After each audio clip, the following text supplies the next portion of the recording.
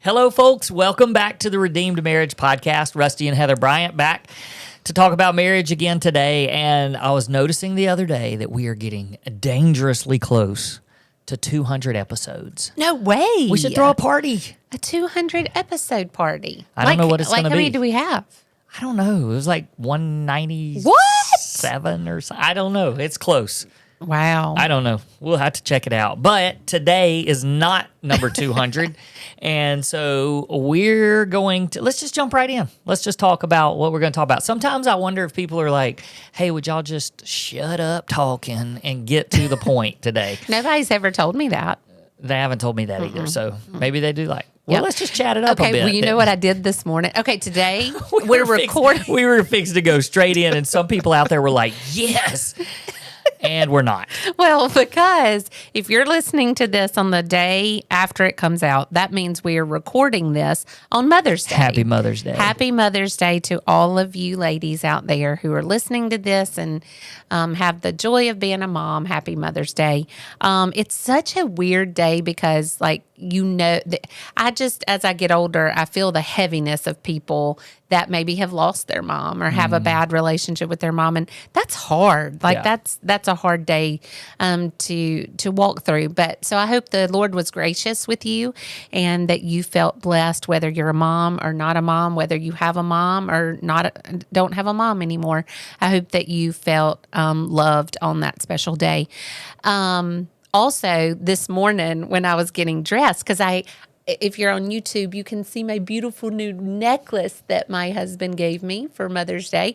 And I pulled up YouTube this morning to remember what I wore last week to church. Oh, that's funny. I was I really want to wear this sweater, but I'm pretty sure I wore it last week. The benefits of doing a podcast. That's right. You can go back and see what you wore to church the Sunday before. But I did not wear the same thing today. And Well, people that are watching me are like, what is that dude doing all dressed up? I don't have a hat on. I don't have a hoodie on. I don't have a T-shirt on. A button up. I know, button down. I call it button down. It's a button up. No, I button it down. I definitely go down. But my kid got a bunch of new clothes yesterday, and he's leaving in a week for the summer. And so I was like, I better borrow some clothes of his while he's still here. And so I had to sing this morning. I was like, I'm going to look sharp. Well, you look handsome in your button up. Thanks. Don't get used to it because I feel a little stiff. Okay. So now, really, back to what we were going to talk about today. I'm excited about today's title. Well, that's because we're having fun right now. That's right. And we like to have fun together. And we're going to talk about the marriage killer. We're still calling it marriage killers, right? Yeah, we are. This is, once again, how you can destroy your marriage. If you are wanting to destroy your marriage, then follow these steps. And so we've done that for the last 3 or 4 weeks. And I still hate it.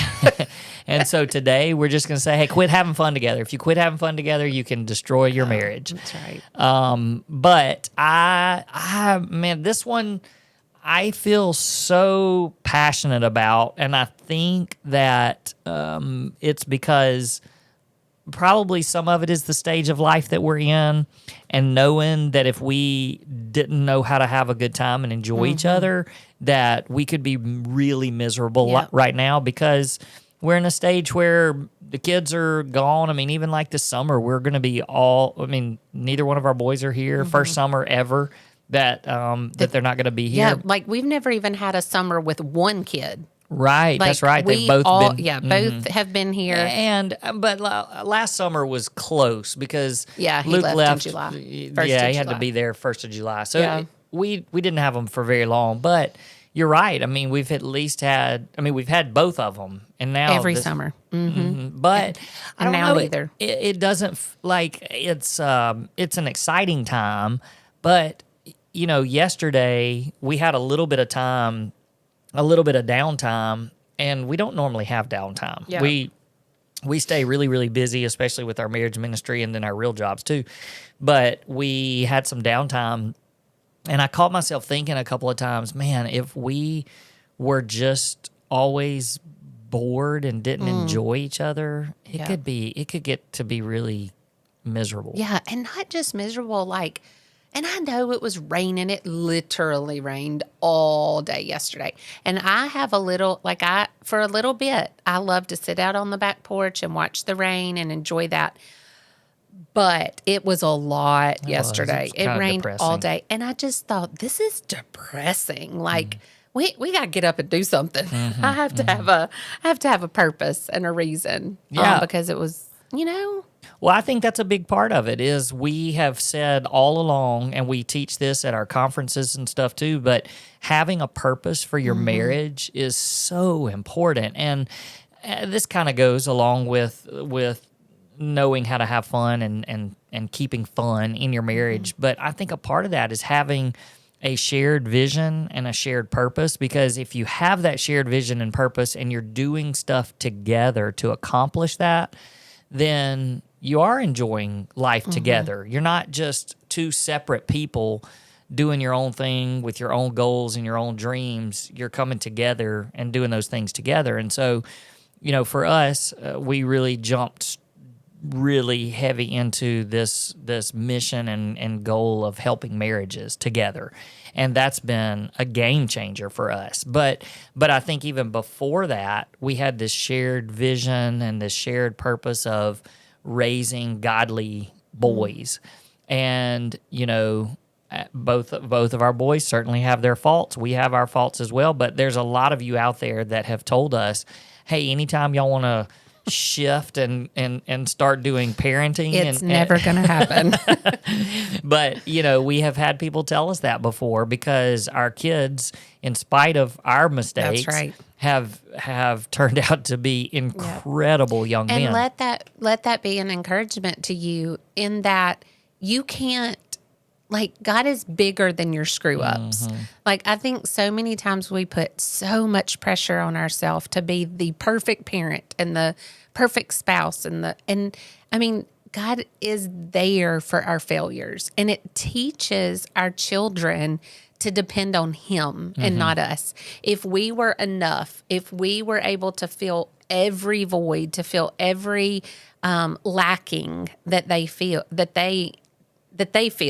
then they wouldn't see their need for Christ, because if we were that for them. So I think it's just rest in the fact that you can't screw up your kids. Like, God's bigger than that, I almost today said, let's take a break from the whole marriage killers thing and let's talk about Mother's Day. But I mean, I know people don't really listen to this nobody's listening to this on Mother's Day. But I felt what you were just saying, how I kind of wanted you to, and maybe this is for another topic sometime, but for you to be able to share, even as bad as we got it, and as bad as things happened 13 years ago, like, our kids are still our story, and the way that we recovered and redeemed our marriage and stuff, like, that's so much a part of their story as well, which we've had our kids on here. They've done they've done interviews with us and stuff. But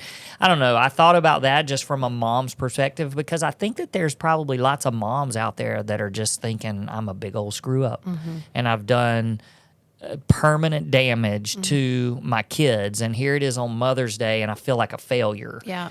And it doesn't have to be that way, because like what you said, God is so much bigger than even our failures and our screw ups. Well, and just resting in the fact that God is, like, in my journey of the big screw up that I was and still get things wrong all the time. In spite of that, God's after my heart in all of that. Like, in my screw ups, He was after my heart. In my failures, He's after my heart. He's trying to show me my desperate need for Him and how much better it is to do things with Him. And He does the exact same thing with our kids. That even when mom messes up, like, if you're a mom listening to this, when you mess up, it is just that much more of a spotlight on their need for Christ. And I cannot say that enough, because I know that. Like, it's funny because I know the truths to tell myself over and over again. I jokingly say to people all the time, not so much joking, I have to preach the gospel to myself every day because I have to remind myself of those truths, because the enemy wants nothing more than for me to think I'm a failure and for me to think that my sin, my big, public, huge 13-year ago sin was enough to destroy my boy's belief in marriage, my boy's belief in God, but that's not truth. But that's what the enemy wants me to think. He wants me to think, he wants to derail me in those thoughts all the time. But I have learned to be able to stand firm and say, get away from me. That is not truth. What is truth is that my God is big. And that there might be some little battles along the way that I've lost, but that God's going to win this war for their hearts and for their minds and for their souls. And I know that there are women out there who thinking, yeah, but that's not my story right now. My kids are still off the path, or my kids are still the prodigal, or whatever that looks like. But it's nothing that we have caused, because it is part of their story and part of their journey in their relationship with the Lord. And so just trusting God with them and just saying, God, I know I'm owning the role that I played in their story. I'm not saying, oh, it doesn't matter. It does. What I did was damaging, even though they were in kindergarten and fourth grade and they don't have much memory of it. It was still damaging. And there's still parts that, I mean, you know, they're as both of them think about getting married and all of those things, I, you know, it's real easy for me to go, gosh, have I given them enough of a good picture of what marriage is supposed to be like, even in the turmoil, you know? And so there's lots of things that the enemy tries to bring up in my mind. And I'm like, no. That God has got this. He's got them. He's got me. He's got our family. And so if you're losing hope in that today, like, just take comfort in the fact that you have to live open-handedly with your children, and you give them to God every day. Every day you're like, Jesus, I know, God, I know that you love them even more than I can possibly dream or imagine. Like, to think about somebody loving my children, Luke and Logan, more than I do, I'm like, it's not possible. But it is, because he loves them more than I can even imagine. And so because he loves them more, he's got them. I mean, he's got them in the palm of his hand. And I just have to trust him with them and just pray for their hearts every day to surrender. And so if you are in that season as a mom and you're like, it doesn't look like what I thought it was going to look like, trust God with them. Pray for them on a daily, if not more, basis, where you're just saying, God, I trust you with them, and I'm asking you to capture their hearts. And then rest in that. Yep. And I know that our actions and our decisions, they certainly have consequences and they certainly have effects. But I love what actually Logan's girlfriend said yesterday when we were talking about something completely different. But she made a comment and she said, you know, that we don't have that much power. That's right. Like, for anybody to think that I have so much power that I could screw up my kids. Their story. Yeah. That's saying that we're bigger than God, and we're not. That's right. So just to take that perspective and think of it that way, just to know that, hey, God's bigger than the things that you've done, that you think you've ruined everything. That's right. And she was saying, like, in the topic that we were talking about, she was saying how we can look down the line and think, if we had not done that, then maybe this would have happened. Right. And if we had not brought that, then what if this had happened? And you kind of start moving puzzle pieces in your mind. But what she was saying is, like, God even uses those things way down the line in other people's lives now. And so there's this tapestry. Like, I think about a tapestry, like a beautiful rug or, cloth design. that's so pretty on one side, but when you flip it over on the other and there's all these woven together colors and where it overlaps and you tied off this color and made, but that's what our lives look like. Like you flip it over and it's like everybody intertwines and how that my decision affected that and God used that in that person's life and then God used that in my children's life to then touch the girlfriends' lives who then touch their friends' lives. And, I can look at people that Luke and Logan have led to the Lord and think like even them living through some brokenness of their mom made them more eager and more accepting of people who are a mess because they're like, I've seen a mess and I know that God can still redeem that. So I'm way open to you in your mess because I've walked through it. So I don't know. That was so wise of her to be like, we can't mess up. And it was just a reminder that we're not powerful enough to derail the hand of God. That's right. So for those of you who are out there thinking, when are y'all going to talk about having fun together? That's right. Here we go. Here we go. We are right now. I don't know. That was important and somebody needed to hear that. So when I think about how marriages start to deteriorate, I do think that one of the big things is that they just quit having a good time together and quit enjoying each other. And, when you go all the way back to marriage and when you got married and why you got married, even the dating period and all of that, you do that because you have fun with the person. That's right. And you never would have married the person if you didn't have fun together. Yeah. Like that's part of dating. And because nobody dates and goes, this person is miserable, I think I'll marry him. Right. I mean, you had fun. And if that did happen, then that's your own fault. That's right. No. That's right.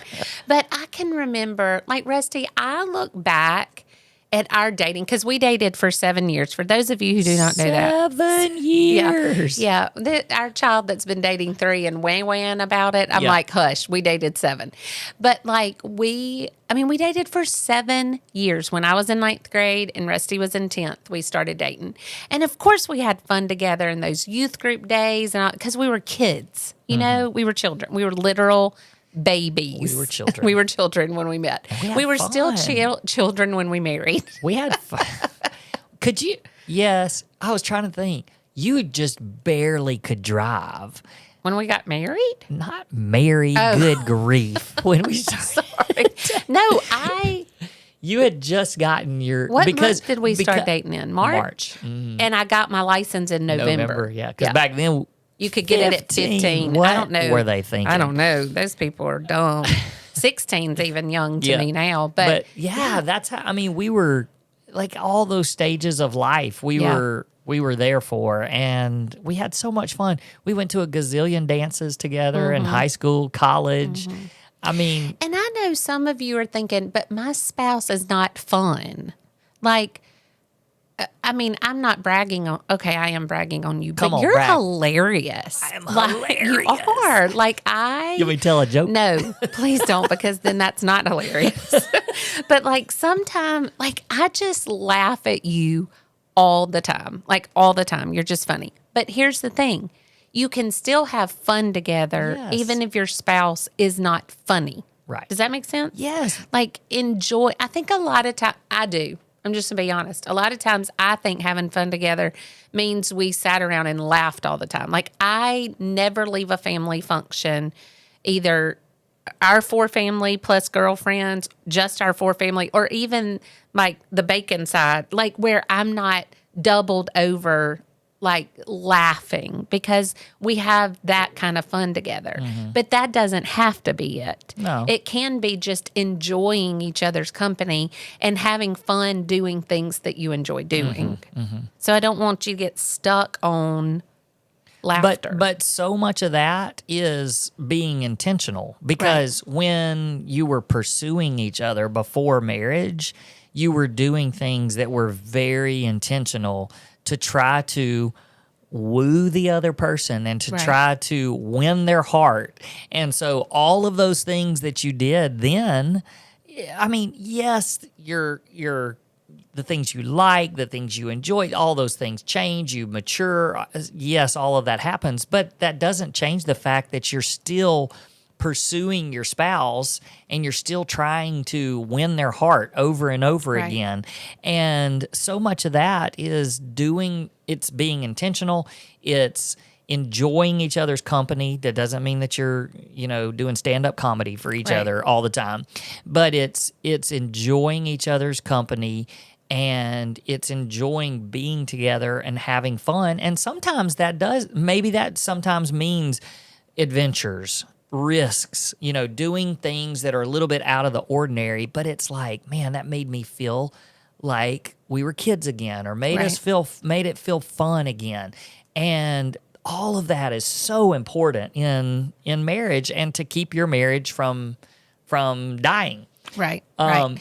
The other thing that I was thinking about is a lot of people listening don't have a lot in common that they do together. And I think that's okay too if you're still intentional about spending time together and even sharing about your loves and desires. Like I feel like some people we meet with or that reach out to us, they have different interests. Like maybe, I'm not going to try to guess, but one's interested in one thing and one is interested in something completely different, and not just interested, but passionate about. Like, this is my passion and this is your passion, and that's okay. God created you with those passions. But there's also a time that you need to be very purposeful in coming together and talking about your passions, talking about God, where God's taking you on that journey with those, and asking how you can be involved in each other's different passions, because that's super important. Yeah. You said stand-up comedy. Can you imagine being married to Nate Bargatze? I wonder, maybe he's not even funny at home. You think? I bet he is. No. He's so quick on his feet that he, like in those Saturday Night Live things and those, he's really, and I just wonder, he has a daughter, right? Yeah. Like, I just wonder if she just laughs all the time, or if they're like, I'm over it. Yeah, Stop. Yeah, stop with the dad jokes. I mean, literal dad jokes. But I don't know. I thought about that one day. I don't know why. I was listening to him stand-up thing, and you talk about him all the time, and I was just like, I wonder what it's like to be married to him. If he's really that funny, or if he's just really not that funny. Okay. Maybe we could talk to his wife.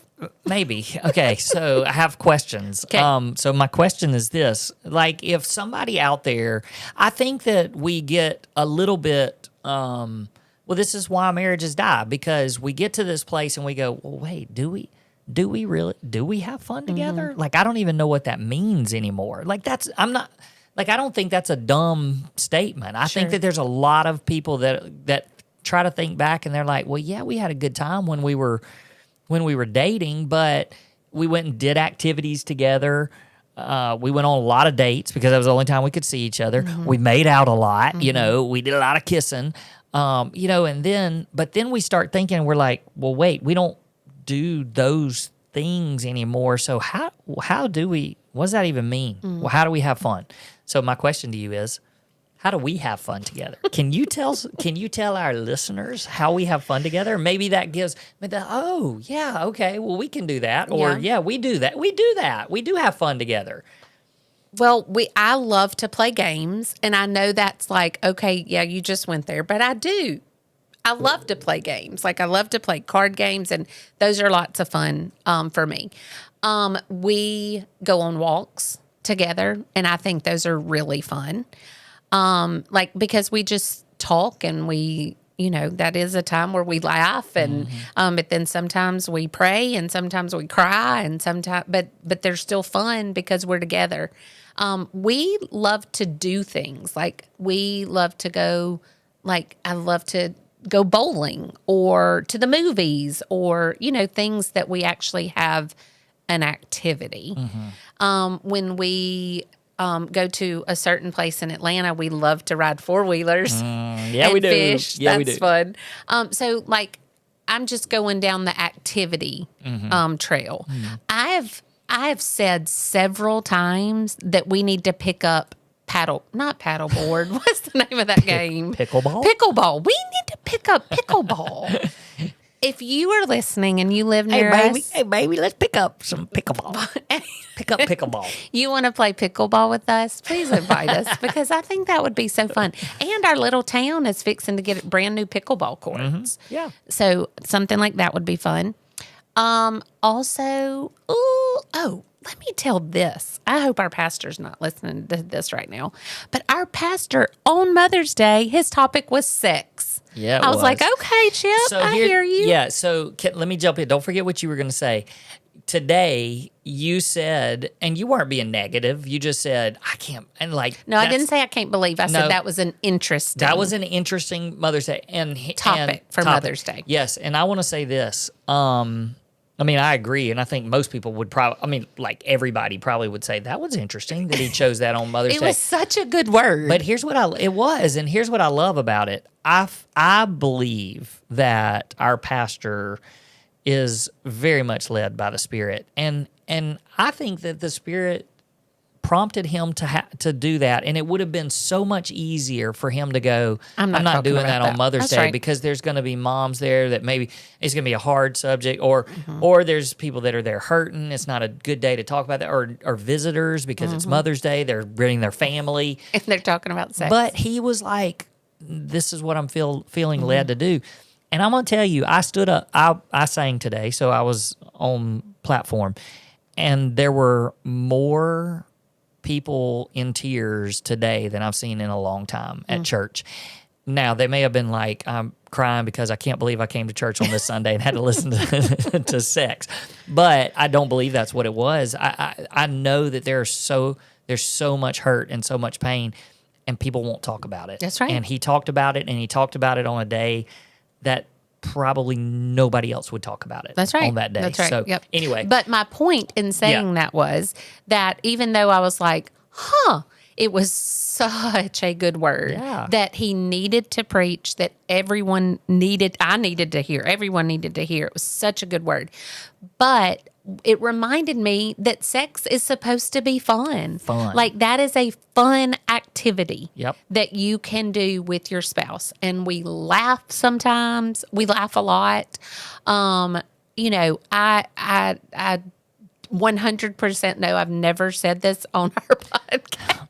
Wait, are we going to get edited from certain things? No, but so Rusty and I both were virgins when we got married, and we laughed. I think you have. There's no way. We've said that Really? before. Okay, well, I'll say it again. We laughed the entire first night because we were like, what are we doing? And this is not hard. Like there is only one way that this can work. But it was still hilarious. And I think back to that night and just how funny. And I just think that sometimes it's so serious and there's so much pressure for it to be passionate and perfect. And, there's just too much pressure or it feels like a chore.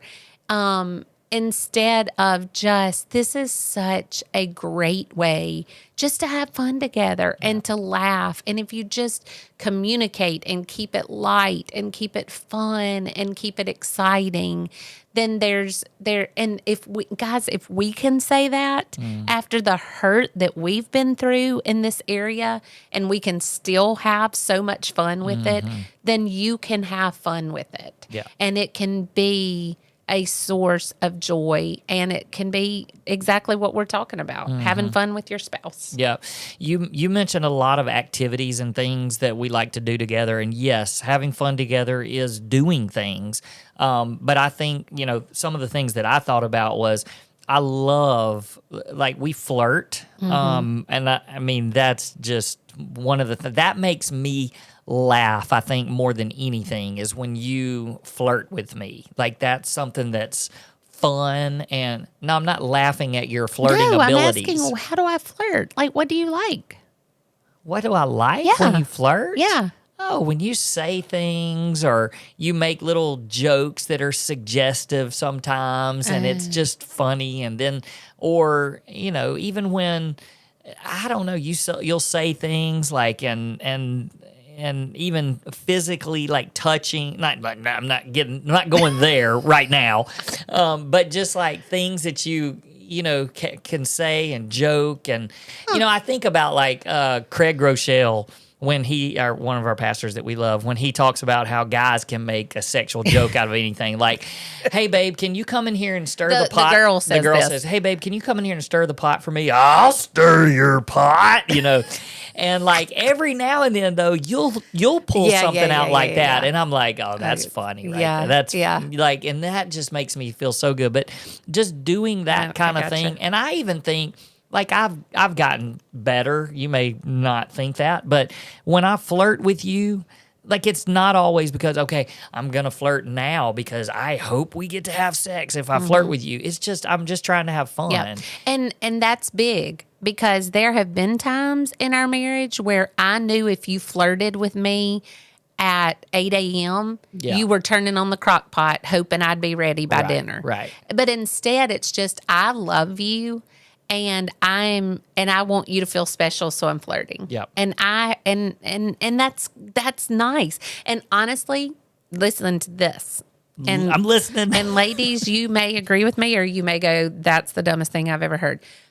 It is more attractive to me when you flirt with me with no expectation than it is when I know you're flirting just because you want something. I know that. Because when you just flirt to be flirting, there's not this pressure, and there's not this, great, he's just doing that because he wants something. He genuinely is flirting with me because he likes me, and that's more attractive. I know that. And Do you? Yeah, I do know that, and that's why I'm so good at it. I'm like, how do you know that? I just put words to it for the first time ever. So some of the other things that I thought about real quick as we're wrapping up, I thought about how we love traveling together. I mean, we love going and seeing new places and new things. We're not scared of anything. You know, we sat back and thought about last year, 2024, and all of the things and the adventures that we did and the places we traveled. And it was like, wow, we lived a lifetime during 2024, and it was so much fun. So that's a big one. And then, of course, you mentioned just activities. We love doing activities and things together. But I think about even how we join in helping each other, even if you talked about how we have different interests, or people could have different interests, but still enjoy. And like the other night, I mean, I came up and helped you at the book fair, and oh my goodness, book fair, that there's nothing interesting about the book fair or fun about the book fair, but you love it. I mean, and that's part of your job too, but I came up there to help because we were together, and we were putting books up, and we were putting stickers on the thing and all that. So that's another part. And then, you know, I thought about how it doesn't have to always be, hey, let's go, you know, we got to go on a date because we got to keep this romance going. We got to keep having fun. Let's make ourselves have fun. But like, we even just enjoy the same TV shows, and we're very purposeful and intentional about that. Like, if there's something we start watching and one of us doesn't really care for it, we usually just kind of quit watching it. We make sure that it's something that we both enjoy. So when we're eating dinner, a lot of times we'll turn on a show because we enjoy it and we laugh together, and this is the same type show that we like. And so there's just a lot of different ways. But the bottom line is that you have to actually do something. It's action. You have to put effort into it, because you don't just have fun without trying. That's right. You have to try to have fun. So try this week. Have fun. Yeah. All right. Are we done? We're done. Sorry, we went long today, guys. It's okay. We had that little intermission where we talked about something that was completely off topic, but then we wrapped it up with the topic. So, all right. Hey, guys, thanks for listening. We'll see you next week. Peace. Peace.